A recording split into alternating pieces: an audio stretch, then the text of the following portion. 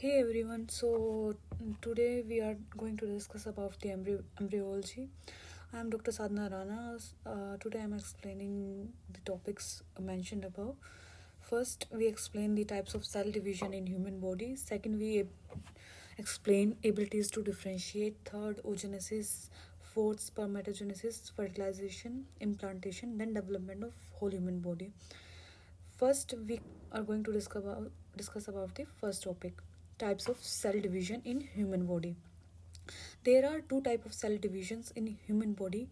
First is mitosis and second is meiosis. In mitosis, this type of cell division takes place in whole body except the gonads, gonadal germ cells. While meiosis, this type of cell division take place in the gonadal germ cells in reproductive system only. First, and in mitosis, crossing over is absent, while in meiosis, crossing over is present. Daughter cells resemble to their parents, like you can see there. While in meiosis, there is no resemblance of daughter cells to their parents. Phases of mitosis is prophase, prometaphase, metaphase, anaphase, telophase. While in meiosis, there is first one is prophase, then there is subtypes leptonin, zygotin, pectin, diplotin, dikinesis.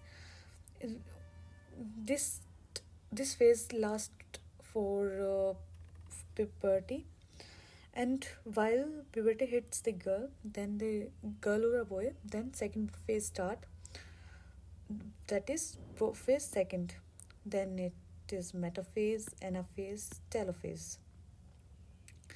In mitosis, you can see there is in prophase chromosomes with two identical chromatides. Chromatides are not recognized at this time. Then we go for prof metaphase. यहाँ पे सेंट्रोल्स आपको opposite poles पे दिख जाते हैं और chromatids भी recognisable हो जाते हैं, मतलब क्रोमेटाइड्स भी आपको दिखने लग जाते हैं. इसके बाद हम मेटाफेज पे आ जाते हैं. मेटाफेज में क्या होता है कि जो न्यूक्लियर मेम्ब्रेन होती है वो डिसअपियर होना स्टार्ट हो जाती है और क्रोमोसोम एक इक्वेटर लाइन पे, ये लाइन देख रहे हैं, इस पे ये एक ही लाइन पे शो होने लग जाते हैं और एक स्पिंडल फाइबर से अटैच हो जाते हैं. फिर इसके बाद एनाफेज पे आते हैं. एनाफेज में क्या होता है कि जो सेंट्रोक्रोमोसोम्स होते हैं वो स्प्लिट हो जाते हैं, जैसे आप देख रहे हो ये स्प्लिट हो गए, यहाँ पे साथ साथ थे. फिर इसके बाद क्या होता है कि जो क्रोमेटाइड्स होते हैं वो डोटर क्रोमोसोम बनाते हैं और एक एक पेयर एक एक पोल पे बहुत रीच कर जाता है. फिर उसके बाद दोबारा क्लीवेज होता है, जिसको टेलोफेज बोलते हैं. इसके बाद जब ये अलग अलग पोल्स पे पहुंच जाते हैं तो ये दो अलग सेल बनाते हैं जो आप यहाँ देख रहे हैं, और अपनी अपनी उनकी एक न्यूक्लियर मेम्ब्रेन होती है. यहाँ पे क्रोमोसोम अनकोइल हो जाते हैं और न्यूक्लियस अपीयर हो जाता है. इसमें क्या होता है कि ये जेनेटिकली स्टेबिलिटी होती है, ग्रोथ डेवलपमेंट होती है, इससे रीजनरेशन और रिप्लेसमेंट एंड रिपेयर होती है.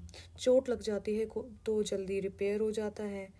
कोई बच्चा है, उसकी ग्रोथ इन्हीं सेल्स की वजह से होती है, रीजनरेट कर जाते हैं. अगर कहीं डेड सेल हो जाते हैं तो रीजनरेट कर जाते हैं, और ये जेनेटिकली स्टेबल होते हैं कि इनमें कोई चेंजेस, कोई क्रॉसिंग ओवर नहीं होती है, तो इनका जेनेटिक मटेरियल हमेशा सेम होता है.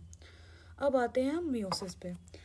जो मियोसिस होती है ये एक टाइप की सेल डिवीजन होती है जो सिर्फ एक रिप्रोडक्टिव ऑर्गन्स में दिखती है, मेल और फीमेल के.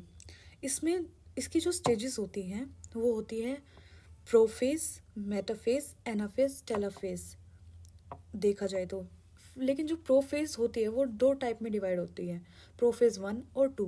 जो प्रोफेज 1 होती है वो रेस्टिंग स्टेट तक रहती है जब तक प्यूबर्टी हिट नहीं कर जाती, मेल और फीमेल दोनों को. इस प्रोफेज के भी काफ़ी सब टाइप्स होते हैं, 5 सब टाइप्स होते हैं इसके: लेप्टोनिन, जाइगोटिन, पैचिटिन, डिप्लोटिन, डाइकिनेसिस, आप देख सकते हो यहाँ पे. फिर इसके बाद एंटर करता है, ये सब होने के बाद, प्रोफेज 2 पे. प्रोफेज 2 तब स्टार्ट होता है जब प्यूबर्टी हिट करती है और सेकेंडरी oocyte फॉर्म होता है. देन इसके बाद मेटाफेज स्टेज आती है, फिर एनाफेज एंड टेलोफेज.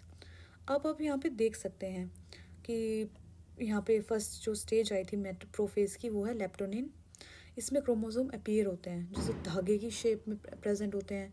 फिर वो होमोलोगस की एक जैसे ही होते हैं जाइगोटीन स्टेज में, बिल्कुल एक जैसे ही। पैचटिन में क्या होता है कि 4 क्रोमेटाइड्स आपको सीन होने शुरू हो जाते हैं। ये आपको यहाँ से ये थ्रेड लाइक स्ट्रक्चर अलग अलग होती दिख रही है ना, ये वाले। फिर इसके बाद डिप्लोटिन, यहाँ पे इसमें क्या होता है कि क्रॉसिंग ओवर होती है कि एक्स का ये ऐसे एक्स एक्स है, एक्स वाई है, तो इनके बीच में क्रॉसिंग ओवर होती है। ये इसके साथ चला जाएगा, ये इसके साथ चला जाएगा, ऐसे करके।